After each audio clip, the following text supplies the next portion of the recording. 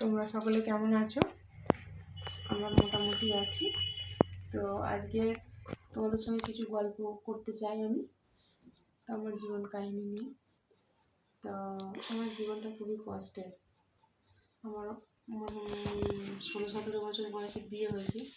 তো আজ থেকে আজ 19-20 বছর বিয়ে হয়ে গেল, আজও পর্যন্ত আমার কোনো কষ্টের দিন কাটল কেটেছে। সুখের দিন মানুষের আসে, সেই সুখ আমি চোখে দেখতে পেলাম না, শুধুই দুঃখ ভরা জীবন। তারপরে যাই হোক, ইউটিউবে চ্যানেল খুললাম, ভাবলাম যে এই চ্যানেলটা খুলে হয়তো জীবনে কিছু পরিবর্তন আনতে পারবো। তার নতুন ভিডিও খুলেছি, কিন্তু এখনও পর্যন্ত আমার কোনো কিছু করতে পারিনি, কিছু ইউটিউবার হয়ে উঠতে পারিনি। তা আমি কি বলবো বন্ধুরা, আমি যে আমার মেয়েটাকে নিয়ে এত বিয়ে, আমার একটা মেয়ে হয়েছে 10 বছর পরে, বিয়ের 10 বছর পর বাচ্চা হলো। বাচ্চাটা হয়েও অনেক সমস্যা হয়েছে। তো এখন আমার মেয়ে 12 বছর বয়স হয়ে গেছে, কিন্তু আমার মেয়েকে সেই ছোট্ট থেকে সমস্যা, 5 বছরের পর থেকে একটা বিরাট সমস্যা দেখা দিয়েছে। সেই সমস্যাটার পর থেকে কিন্তু এখনও সেই শারীরিক সমস্যা আছে। তো এখন সেগুলো বলবো না, আমি পরে আবার জানাবো যখন ভিডিওয় কথা বলবো। তো এমনি যাই হোক, ডাক্তারের ওষুধ খাচ্ছে, ডাক্তার দেখাচ্ছি, কিন্তু ওষুধ খেয়েই যাচ্ছে আমার মেয়েটা, পুরোপুরি এখনও হয়েছে, সুস্থ হয়ে গেছে সেরকম হয়নি। তো কি বলবো, বিরাট মনের মধ্যে চাপ নিয়ে আছি। তা এইভাবে কি মানুষের জীবন চলে বা কাটে, কিছুই বুঝে উঠতে পারে না, শুধু ভগবানকে ভরসা করি, ঠাকুরকে। তাই একজন আমাকে বললো যে তুমি এত কষ্ট পাচ্ছ, রোগটি নিয়ে ভুগছো, তাহলে তুমি এক কাজ করো, তুমি দীক্ষা নাও। তো আমি দীক্ষা নিলাম। দীক্ষা নিয়ে জপ টপ করি, নাম জপ করি, ডিপির কাজও করি, আশ্রমেও যাই, মেয়েকে নিয়েও যাই, নিজেও যাই। তা আনন্দবাজারের প্রসাদও খেয়ে আসি পূর্ণিমাতে, মগরা আশ্রমে। তো এইভাবেই দিন চলছে।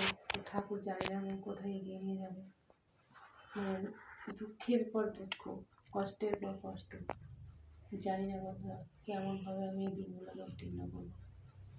আমার সময় খুব খারাপ যাচ্ছে বন্ধুরা, তোমার পাশে থেকো প্লিজ, নাহলে আমি এই দিনগুলো, কষ্টের দিনগুলোকে পার করতে পারবো না। তা কি বলবো, সারাদিন সমস্ত কাজের মধ্যে দিয়ে, পুজো আর্চা, সংসারের কাজ, সকালে উঠে আমার বর ডিউটি যায়, সকালেই রান্না, সমস্ত কাজ গুছিয়ে আবার মেয়ের স্কুল শুরু হয়। মেয়েকে প্রত্যেক দিনে স্কুলে দিয়ে আসতে হয়, নিয়ে আসতে হয়, পড়তে যায়। আবার সেই সকালটা হতে হতে সূর্য উদয় হচ্ছে, আবার শুরু হচ্ছে সারাদিনের ডিউটি। একটু শুতে বসতেও পারি না, একটু রেস্টও পাই না। শুধু রাতে মানুষের যে ঘুমানোটা ছিল বলে শুধু মানুষ বেঁচে থাকে, এরকম ব্যাপার। জীবনে সব মানুষের মধ্যেই কষ্ট দুঃখ থাকে, ওই কি টাকা পয়সা থাকলেই কি না থাকলে কি, দুঃখ কষ্ট নিয়েই মানুষের জীবন জানি। কিন্তু আমার জীবনটা আবার একটু আলাদা রকম, সব কিছু আঁকা বাঁকা, এরকম হয় কেন জানি না। তো ঈশ্বরের কাছে প্রার্থনা করি, ঈশ্বর সবারই মঙ্গল করুন, তার সাথে যেন আমার মেয়ের মঙ্গল কামনা করি। সবাই বন্ধুরা যেন আমার মেয়েকে আশীর্বাদ করুন যে আমার মেয়েটা যেন সুস্থ সবল হয়ে ওঠে এবং পড়াশোনা ভালো করে করে, এটাই আমার কামনা। মা হয়ে এর থেকে বড় কিছু আর আশা করি না, যে মেয়েটা আমার সুস্থ সবল এবং পড়াশোনাটাও করতে পারে যেন ভালো হবে। আমার মেয়ে ক্লাস 6 পরীক্ষা দিয়ে 7-এ উঠেছে, মোটামুটিভাবে রেজাল্ট করেছে, খুব একটা যে ভালো উন্নত মানের রেজাল্ট সেটাও নয়। এবার ওর শারীরিক দিক থেকে একটু অসুবিধার জন্য বেশি চাপও দেওয়া যায় না।